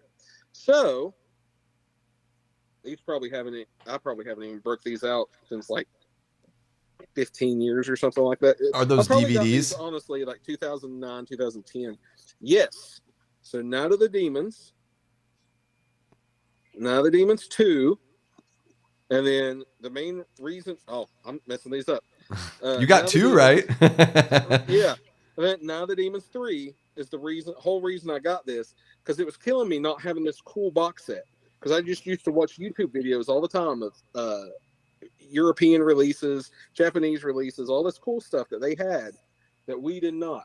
Mm. So I still have my German import of Night of the Demons trilogy, and I thought I was the coolest kid till everybody got all these Screen Factories, and then I had to step up and re-get the box set. That is incredible. You are rich. You are Knight of the Demons rich. Come on, Angelus. Come on, baby. Yet another example of an American that just has to have it all. But I'm kind of with you. I'm very similar. And I think I've seen a whole bunch of other people like on YouTube that have posted stuff like this where it's like, how many times are you going to end up buying The Evil Dead? Like when it was coming out on, DVD and Blu-ray, like I got a copy on Blu-ray and I'm like, I can't care about the special edition stuff anymore because it's one of my favorite films and I have a beautiful copy on Blu-ray. So I don't need to, even though I could get one that looks like the book, I still have my old DVD that looks like the book. Oh yeah. But even like Dawn of the Dead, like I've got that rare 4-disc DVD set, but then I did end up getting a Blu-ray years ago when it was still available. But you didn't get that big 4K set import, did you? To me, I'm kind of like okay, not really making that leap to 4K, at least not yet. $200 right now. Yeah, I checked the other day, and I'm fine with my DivMax DVD. Yeah, and I'm with you there. The DivMax is really good, and then the Blu-ray looks really good, and you sort of reach a point where you're like, man, these films aren't meant to be looked at in this quality. They were made in a time where like you kind of want to see them with a little bit of that rawness there, because you start seeing stuff like wires that were obscured by the quality of the releases being able to just like kind of cover them up. So there's certain like makeup effects and practical effects that just where the mystery is spoiled because we're reaching this high quality of picture, which is, more power to you for everyone out there that is collecting 4Ks of older movies. But I'm kind of at the point where I'm like, man, maybe I don't need to have a cleaner picture than a Blu-ray for some of these. I agree with that. And for me, my problem, some of my 4Ks are so dark. Like I put in the Point Break 4K when I got the Steelbook from Best Buy, and it looks gorgeous. It looks better than I've seen in my entire life. I've had it on VHS, DVD, Blu-ray. Get the 4K. I'm so excited, but it's so dark. I'm like, what's wrong with my TV? You can tell it's a gorgeous transfer, but everything's dark. And I know the internet's going to tell me change your TV settings or something. I'm not Bill Nye. I'm no scientist. Well, I just pop something in and let it play. But really, you shouldn't have to. I mean, I think that's another concern too, is that when 4K releases come out, it's like, well, it's been put in someone's hand and they've augmented it to a certain degree to be able to make that transfer. So color timing and all of that stuff, which is vitally important, not only to be able to see what you're supposed to be seeing, but I think that also lends a hand to the effects. Like if you don't color time it right and the blood doesn't look right, you're screwed. Oh yeah, dude. Yeah, I mean, it's like, so yeah, I mean that whole I have some movies on 4K, but I just sort of bought them on 4K because it was like $3 more to do the 4K and Blu-ray. So I'm just like, okay, well, if it's a difference between $26 and $29 and you have two versions of the film and a digital copy, obviously I'm just going to do that. But replacing my collection, going back and buying 4K, I'm just sort of like, That's where I kind of am at with it. It's a case-by-case basis. Yeah. Like, is there some movies I've had on Blu-ray that I've never opened? Do I need the 4K? No. I still have the Blu-ray I've never opened for 10 years. And I still probably have a DVD because I never get rid of anything. But I was going to show you this. Did you watch the Blu-ray or did you watch it streaming? How'd you watch? I rented it on YouTube. And real quick, what's happening? Cody Snyder is in the chat. Welcome, welcome, Cody. Cody is a mod on at least on Dave McRae's channel. I think on the Slaughtered Lamb Movie Podcast channel as well. I was fortunate enough to meet Cody at H45. That's a gorgeous shot of Sister Gloria. Yeah, she's a really fun character. And the first time I'm watching the movie, I'm like, oh no, here's the stuffed shirt. But I think as the movie goes on, like you really warm up to her and you root for her. And I think that's one of the great things that this film does, oddly enough, is it is pretty respectful about the religious element. It doesn't take it too seriously, but it also doesn't make everyone a complete joke or make them, bad people, which, you could easily do in a movie like this. But it's, fitting that there's the religious side fighting the demonic side. And yeah, real quick, just wanted to finish up with Cody. Got to meet him at H45 at the after party, one of those, I think it was the first night, and really cool to meet somebody that you've been interacting with on YouTube for a while. And that's awesome. Great to see you here. Oh, Good Real Hunting and Flet, yeah. He wears many hats. That's awesome. So are we going to have the hat episode like Rad Pack had the jacket episode last night? We can have the coolest hats episode. We could do a cool hats episode. Yeah, that would be fun. Let's do it. Coolest hats. Listen, Rad Pack, we're going hats. Yeah, and maybe if you guys want to bring us on and we can do the raddest hats, just let us know. We'll come on. You can have both movie punks show up and talk about the raddest hats in horror or just in cinema in general. I think it was Mel that calls herself the Rad Hatter or something like that. So Mel, make this happen, man. Come on. Yeah, let's do it. Hell yeah. And Cody, Cody says, I like hats. Do it up. Cody, are you a fan of Night of the Demons 2? If so, let us know in the chat, some of your like memorable moments or even like a memory you have of like the first time you watched it. Do you agree with me in that this film is quite possibly like the horniest movie of all time? I think like right up there with like Police Academy and Porky's as far as horniness goes, for sure. Let's talk about a movie you couldn't make nowadays. The stuff that happens in Police Academy is freaking wild. and of course, Porky's. You were asking if he was a fan. It reminded me of that Kids in the Hall sketch about Doors fans. Now the Demons 2 fans aren't made. Now the Demons 2 fans are born. You're born and now the Demons 2 fan, man. He's like, I was just thinking about starting with the greatest hits. Greatest hits are for babies and little girls. And he's like, look at, is it Waiting for the Sun? He's like, and tell me who plays bass. I don't see anyone's name here. No bass. No bass? No bass. Because when you walk, because when you're flying high with the Doors, man, you don't need no safety net. Oh, it's good shit. Good shit. Kids in the Hall. Kind of weird when they came back and decided to like all be naked in like the first episode of that return. Kate and I had to turn that one off. I was like, this isn't funny. Like, I don't want like 50-some-year-old naked guys. Like for what reason? I don't know. I don't see the comedy here. I was thinking maybe it was something like, well, it's so absurd that you're paying us money, to all this money, Amazon, so that we'll come back at this age. Yeah. So here, let's get naked for it. Well, we'll make you be sorry that you made this decision almost immediately. And I guess don't think they did a season 2. Yeah. Yeah, they were great in their heyday, though. It was a great show. And so Night of the Demons 2, Brian Trenchard Smith brings in this whole like kind of fun loving vibe. This movie, once Angela does her dance at the party, like this movie it goes by so quick. It like they do not that it's slow before that, but they let you get to know the characters. They kind of set up like what could happen. Definitely. But man, the pace just really flies once the shit hits the fan, and especially once you get back to Whole House, which I think is like an interesting. As I'm watching it, I'm like, they go back? Like, what? It's so crazy. And I guess it's to get Mouse, right? Because Mouse sort of gets kidnapped by the Deadites. Storyline about you have to sacrifice your blood and flesh, family, or something like that. But to me, it was like the whole thing was you were trying to get past the stream.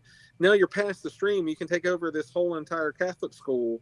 Yeah. Why do that? But is it because they take the lipstick out of the house? Does that sort of like break the lipstick travels over? Yeah, is basically Angela. It travels over, and then the lipstick is still there at the end with the awesome CG, and so it makes no sense. But whatever, you just laugh and have a good time with it. Yeah, I will say this though, you are totally correct, sir. I will agree fully. when you're in the Catholic school and it's like the teenagers, you're just like, okay, come on. But as soon as you get to Hull House and the demons, anytime there's Angela or somebody's on the screen like that, the movie's Yeah. perfect. Yeah, the last act of the film goes by so quickly. And I mean, even the stuff at the school is like they do have a bunch of really good-looking actresses to gawk at for sure. These girls, for being like reform girls that need reformation and in Catholic school, they sure are. It's okay for them to show their busty cleavage. It's the school seems to be completely fine with what they're wearing because it's like they're spilling out all over the place there. And I want to know what some of these kids did to get in there. Like some of them, the girls are like oversexed smokers or whatever, you know, probably smoked some ganja or something. But the boys, like, those boys were pretty lame. Like, what did they do? Especially Perry. What Perry did? Perry is just a total nerd. So maybe who knows? And then maybe it's one of those things where they just don't explain it too well, that it's just a standard Catholic school. But also, like, parents send their troubled kids there just because they don't trust them. Yeah, it's always that threat of, you know, once you do this one more time, I'm sending you off to Catholic school, buddy. Yeah, it's the Ted from Bill and Ted's Excellent Adventure. His dad making the threat of Alaska. I'm gonna send you to military school in Alaska, Ted. Really quick, want to say Death looks pretty. Just stopping by to say hi, kick ass, Davey Deathray. Thank you so much for popping in the chat and saying what's up. And we've got Paul is in the chat. Evil Monsterism. Welcome, Paul. Great to see you joining in here. I saw Paul in the Dave McCrae did a members only stream where they watched the final chapter. So I dipped in there really quick to say hi to everyone. I'm a member of that channel. Love supporting Dave, and you know, he's amazing at what he does, and one of the reasons why I started doing, you know, what we're doing here on the channel. So really love my fellow McCrazies, and yeah, you gotta celebrate this one today in some way or fashion. Yeah, and I was wondering, like, like BB and even Christine Taylor's character, sorry that I can't remember her name or like any character's name. Marsha, we'll just call her Marsha. Yeah, but they seem like I know they're smoking cigarettes with the other chick, but they seem like relatively like, what did these girls do? Like, especially like, is it, yeah, like you're saying, like nerves. They just smoked weed one time and like that was it. They just got shipped off. Exactly. I do want to say something about. They said "Stay Tuned" is a demonic dark comedy with John Ritter. I love "Stay Tuned." The whole Dwayne's underworld bit and everything. That's perfect. Yeah. I saw "Stay Tuned" back in the day. That was like in that era where it was like Mom and Dad Save the World. Is that what that? There's a movie, and then "Stay Tuned" and what are other? It's kind of like these bizarre oddball. Okay, yeah, TerrorVision, yeah. And Castellar Danielle Garcia is I tell you what, we're getting like little like IMDb trivia drip here. The comments are amazing because like every other comment is like a little tidbit about like a movie or an actor. It's really cool. Yeah, you're keeping the chat interesting there for sure. And you're right, Melissa does fight back in the end. She kind of has this Last Jedi moment where it's like, what do I do? And you think, of course, like Angela's trying to get her to kill Sister Gloria, and you could see it coming from friggin' mile away. She gets to reuse. There's another callback where earlier in the film they call her Mouse, and she's like, "My name is Melissa," and then and Angela kind of is, you know, pushing her around at the end and gives her that line as well, and she gets to throw it back in her face. And then when Snake Angela like blows up, I just don't think it gets any better in a movie like this where you've got like the villain just literally blows up just all over the place. It's exactly what we want in a film like Night of the Demons 2 from 1994. And like we said earlier, that snake looked amazing. Oh, it looks really good. Yeah. That was like the budget right there. The burnt cross on the forehead and all that. It's a really good shot. Really cool shot. Of course, Fright Night, Evil Ed rip off right there. A little bit, yeah. Dude, I just love this movie. Well, all right. Who out there loves Night of the Demons Part 2. Let us hear. Do you love this movie? Were you born an Night of the Demons 2 fan? You Yeah. know, it's inside you. If you haven't seen it yet, if you come to Night of the Demons 2, Angela will bring it out of you. I promise. Yeah, and this movie, you know, it's something, you know, that I didn't grow up with. This was my first time diving in, but really fun, an easy watch. You know, you never know Easy. with horror, like sometimes it can be sort of like, what the heck's going on here? But this movie moves along very briskly. The Here we go. characters are even. Go ahead. I was going to say punk rock points. Fast, loud, fun. That's what punk rock is, baby. Yeah, and a Fast, bunch. loud. Yeah, like a bunch of fun characters that even the characters that are like jerks, they get their comeuppance and Oh, yeah. it's entertaining, you know? It's like there's not really a very dull moment in this movie. It's either you're dealing with the demons or you got these horned up guys trying to get some from the skanky girls at the Catholic school. So there's always some action. You've got, I mean, man, Perry is ultimately, I mean, I guess we can talk a little bit about that. Yeah, he's ultimately responsible for everything, even though it seems like Angela is like kind of there. Like Angela, I mean, at the beginning of the film, Angela is like, she's in Whole House. She kills the missionaries, but for some reason, it's like Perry doing his religious like seance, sort of She shows like up in a mirror. yeah, yeah. She doesn't she like reach through and break the mirror or something Yeah. like that. Yeah, And he hadn't So- even done it all the way yet. He was just Yeah. she was there. So obviously she can reach outside of Whole House. She's appearing in Nightmares to Mouse. yeah, You know, yeah. like I said, don't try to make sense of it. It Yeah. just is. It truly is that way, and yeah, the plot holes be damned. It's a fun movie. Brian Trenchard Smith, man, he just knows how to put these films together that are a good time. Schlocky, of course. I would say I maybe like this one like Leprechaun 3 is really funny. But it, you know, I did kind of want some nudity because they tease you a couple times with it and they didn't give it to you. So I may prefer Night of the Demons 2 because Over Leprechaun 3? It gives you that little bit. Yeah. Nice. I mean, like my favorite part about Leprechaun 3 is like the two gangsters. Like that Oh, are yeah, dude. like Totally. those guys are hilarious. Like that was my favorite part. Everything like, and I like the main characters and all that, but yeah, I could have leaned in a little bit more to all the tropes of the genre at that time. So let's see here. We've got Cody's gonna watch Brain Damage tonight. Yes, that's a good movie. I've Good not movie. seen Brain Damage. I have to see it. There's so much, even though I'm such a fan of the genre and all that, man, there's just so much I've missed out on. So that's one of the things I love about being on YouTube as well, is people sharing their recommendations or movies they love. Cody, hit me up, shoot me a DM if you remember on Insta or something, and drop that because I want to make sure to add it to my list. And then Castellar Oh, Danielle yeah. Garcia says, I always wanted the lipstick to roll by itself at the end towards a girl, and without realizing it's the lipstick itself, a demonic eye that looks at her while she looks away. Okay, so go that route instead of that Sure. weird CGI snake, which doesn't need to be in any movie ever. Ever. So okay, Davey, as we're wrapping this up, we got to ask ourselves. We got to be very punk rock in our film criticism of this. Okay. Out of 5 safety pins, how many safety pins would you give this? You got to put in the punk rockness. You got to put in the fun. You got to put in just solid movies.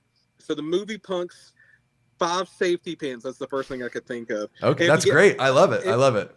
If you get 5 safety pins, it's called a full leather jacket. How about Oh, that? Perfect. Let's see here. I think I'm gonna say 3, and I'm gonna say 3 out of 5 because if maybe Morbid Angel did like the whole soundtrack, or Yes. or Or would have appeared in it at the dance. something like that, or even if the other songs on the soundtrack pushed closer to punk rock. There's definitely rock and roll elements, but I think if the atmosphere, and I consider music kind of a part of that atmosphere, like if that pushed a little more punk rock, like something like Return of the Living Dead or like Repo Man, which we'll cover later on the channel here, that would bring it closer to like 4 and 5 territory. So, and I don't want to blow my wad and go 4 or 5 on the first movie we watched. So I want to be fair. I do really enjoy Night of the Demons 2. I had a fun time watching it both times in preparation. More than Leprechaun 3. He said it, folks. He said it. I did, and it's kind of echoing here. Jamie Hart jumped in the chat and says, "Movies need more boobs." Yes. Why these kinds of movies, I can't believe especially this is streamed tonight. But especially these kinds of movies, why the heck not, right? It doesn't need to be in every movie, but, you know, in horror, we can certainly find a place for it. And then Paul Evil Monsterism says, I never have seen this movie, but I definitely will when I get a chance. And then he says, if there was a Friends convention, I'd try to get in just to ask Jennifer Aniston about Leprechaun. I wonder how much she hears that. Let us know in the chat, how much do you think that she hears about Leprechaun, and do you think she's a Paul Rudd about it and tries to act like it doesn't exist, or do you think she embraces that? Paul Rudd has been pretty cool about Halloween. He Really? He was going to be at that Horror Hound, but he got canceled due to whatever. But he accepted to be at Horror Hound one year. Yeah, from what I hear, he'll talk to you about it. I've heard him talk about it, and I've read quotes of him where he like doesn't even know what the movie was called, and he was like, "I was in Halloween something, I don't even know which one it was," and just sort of he just seemed to kind of poo-poo it. Well, yeah, it's not. Yeah. I mean, I actually think Halloween 6. I think I like it more than you know, a handful of the other sequels. Like in time, it's kind of grown on me. It's very 90s. It is very 90s, and I think I like the producer's cut a little bit more because I think the music is a lot better. But neither cut is like everything that I want. But I think the producer's cut's a little bit more. I just don't like the producer's cut because of all the little boy demon talk or however they were doing, like all the voices. Gotcha. With the little boy, I just don't like it. But don't they do that in the regular version like too? A little bit, but not all the voices talking to him as much. Kill for him, Danny. Kill for him. Okay, so I gotta jump. We gotta jump back in here. Yeah. How many? I gotta give. And here's the thing. I'm gonna say this. If I was doing 3.5, I considered that would be 3 and 1 unlatched safety pin. Ooh, that's dangerous. But because you're dangerously close to the next one. But you know, dude, I think the Morbid Angel and the Giant Angela Snake got me. I'm going to go 4 safety pins. All 4 right. out of 5 safety pins. Foz gives Night of the Demons 2 4 out of 5 safety pins. I give it 3. So, yeah, pretty good. I would say that this makes the cut. It survives the movie PUNX gauntlet that we've put it through here. Cody says H6 still has the scariest Myers. I do think that so that's when I usually rank those movies. It's about the interpretation of Michael for me is a big one. Oh, yeah. So yeah, for sure. And Cody also says yes, they do, and I think he's talking about you know, more breasts in these sorts of horror movies, which is great. Seems like we got a consensus here in the chat. Nice. Paul says Halloween 6 is near the top of my ranking, despite the Cult of Thorn nonsense. Yeah, I mean, I do think there's some good elements there, and you know, on the channel, yeah, I think it's one of those that I mean, it's great to see Donald Pleasance come back. I think I like the blue look of it. They bring back that blue from the original, which is a cool kind of connection there to the original. John Strode is one of the greatest assholes of horror, so I get a kick out of just watching that performer just really squeeze all the juice out of that character. Like, one of my favorite lines in all of Halloween is when he's like, "Here, Deborah, why don't you just give her all our damn money?" Like, I don't know what it is about him. I love him. I love to hate him, I should say. If there was ever an asshole that deserved to die, it's him. Yeah, and I think one of the only things that I miss from the producer's cut is I do want to see his head blow up. And they don't do that in the producer's cut. Well, but see, yeah, right there. That could be it. I know some people like Drum Dums has put together his own cut where he takes the elements that he likes from the producers, from both of them, and puts together. So I think he keeps the head blowing up. I think he keeps the hospital scene where Michael just goes to town. There's like the strobe light effect and he kills like all those doctors and nurses. That's not in the producer's cut. So yeah. But anyways, that's a totally different movie. Totally different. Night of All the right, Demons so 2. So 3 safety pins, 4 safety pins for Foz. it's the second band on a 3-band bill at the Punk show. They're really good, but they're not the headliner.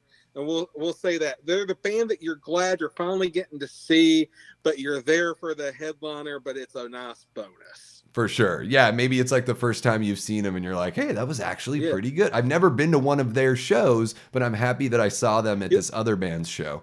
You'll pick up the patch in the back. You'll pick up the 45. You know, you won't buy the T-shirt, but you know the 45 will get some play after you get home. It might get signed. Absolutely. Yeah, man. So Foz, let us know, or let everyone know that's watching now and watching after the fact what you've got cooking on your channel. And okay, I need to get some stuff up there.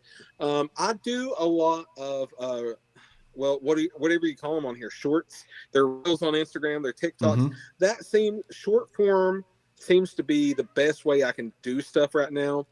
My thing I'm busiest on is Instagram, because I just love posting random crap on Instagram all the time. I post random thoughts and a lot of movie talk on Twitter. Also, basically on my Star Trek talk on Twitter. So you can find me on Instagram and Twitter really heavy. I'm on Threads. I'm on YouTube. I'm on TikTok. I'm on everything. Please, if you haven't subscribed to youtube.com/FozRotten, please do. Absolutely. I'll say it now. I'm almost to 500 people. I'm really not. I'm like, barely over 400. But Dude, I'm almost to 500. It can go quick. It can go quick, especially if, you know, who knows how much overlap there is here between our channels. So the people that are watching this, go over, check out Foz's channel. I believe there's a link in the description below. And what I'll do once we get off the air here is I will include I've got your channel, I've got your Instagram, and I've got your Twitter. Thank you. So everything's at FozRotten, by the way. And if you can't find anything, FozRotten.com, and it's all Linktree right there. And for people that don't know, I've been making music for years. You can find me on Spotify, Apple Music, YouTube Music. You want to listen to some music, it's on there, buddy. Just search FozRotten or Boldly Go, my Star Trek themed punk rock band. Yeah, you do punk rock and you do hip hop. So Foz is hip hop, punk rock. I've done a little bit metal, hardcore. I've done it. I've done it all, man. Yeah, a multi-talented guy that's got a lot of content out there for you to enjoy, for pretty much a little bit of something for everyone, at least, right? So for the Star Trek nerd in you, or the punk rocker, or the hip hop head. Crowd, yeah, for this rowdy crowd, I'll suggest go find Boldly Go. We had our album, United Federation of Punks, out on Coffin Curse Records, out of a great punk label out of Knoxville. We've sold out of all the vinyl, sold out of CDs. We still got some cassettes. If you ever want a cassette, hit me up. We're as punk rock comes. We're DIY all the way, and you might hear some fun songs about Star Trek. Hit us up. Hell yeah. And I see Paul, Evil Monsterism, said he just subbed to your YouTube, so that's awesome. Thank you for doing that, Paul. Thank you, everybody. The Castellar Danielle Garcia says the Man in Black is more interesting in the producer's cut, and also awaiting Thanksgiving 2 second servings, or what have they announced the name? Maybe second helpings, or who knows what they're going to call that, but like that. I am there for it. I thought the first Thanksgiving movie is one of the best. It's the best original slasher I've seen since the first Scream, easy. And to me, it's right up there with like The Prowler and My Bloody Valentine as far as like whodunit revenge style slashers. One of my favorites.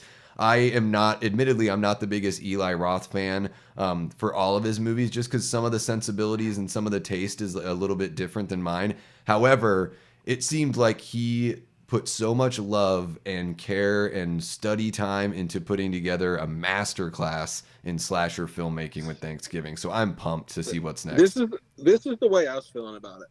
Tarantino, when Once Upon a Time in Hollywood came out, said, quote, "This was the movie I was born to make. I've spent all my life learning everything about this time period, that I've made this movie with no real looking up anything. Like it just flowed out of me. He didn't have to do anything to make this great movie."